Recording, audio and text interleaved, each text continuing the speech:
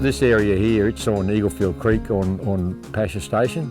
This site was identified as an area that was remnant vegetation, so they approached us and asked if we would be willing to allow the zoologists and botanists to come and survey this area, and there was no worries with us at all with regarding that.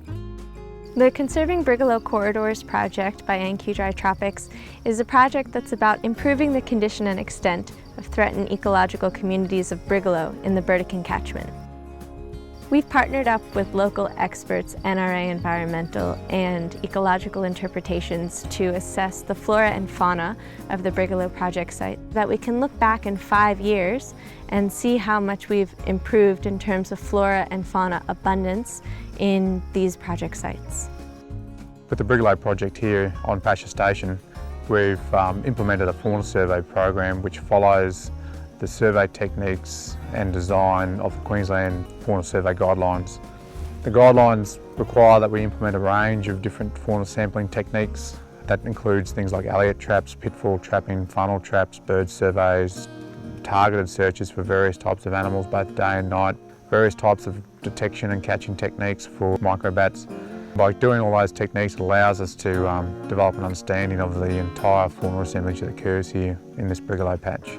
Primary objective is to establish a baseline of what fauna lives here and the sort of abundances that they're here in. We've set up like a few trap sites, formal survey sites around the place. We've got a variety of different traps here, and what we'll be doing is using all those different trapping techniques and survey techniques to try and identify as many fauna as possible. So that's through to your skinks and your geckos, your small mammals like your rodents and your small dasyurids, your birds, the whole lot. We'll document it all here. And what that then gives us is some detailed information of what the faunal ecology is here. That detailed information will give us some insights into what specific management might be needed for the protection of the Brigalow forest here. It'll also give us a baseline condition in the future to look back on to see how effective the management techniques were in that period of time. It's amazing what you find in the landscape after dark. The nature of a lot of Australian mammals and reptiles is that they come out after dark. It's very interesting to see what the zoologists and that can trap and find and identify. We work very closely with the landholders, make sure that all of our projects benefit the wildlife at no cost to their productive enterprise. We've always been keen on our native environment, so we're quite willing to control this area and keep it going that way. I mean, we're not losing any production out of it. We can still graze cattle in here. It's not have any financial impact on our operations whatsoever. And I think most landholders, if they do get involved in this sort of research, they find it very interesting. Our fauna sampling site consists of drift fence array. It's a T-shaped drift fence. It's a drift fence probably about knee high. Each arm is about 15 to 20 metres long, and we've got 4 buckets and 6 funnels set up along that drift fence. The idea being that animals encounter that drift fence and they either fall into those 20-litre buckets that we've buried into the ground, or they move into those funnel traps at the end of the drift fence arrays there.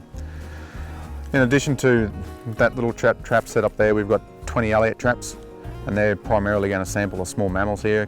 Also in this area we've got an acoustic bat detector, and that bat detector will be recording what bats are flying around in the area, and then we can take that acoustic data back to the office and identify those species based on their calls. Also in this area we've got full cameras, surveillance cameras we're talking about here. That'll help us establish for the meat baits what sort of predators or omnivores might be around, and then the sweeter baits might be again for some of the smaller or medium-sized mammals that might be attracted to sweet baits. Nearby we've got some harp traps set up, and those harp traps are used to capture microbats. That's another technique just for helping us establish what small microbats are present in the area.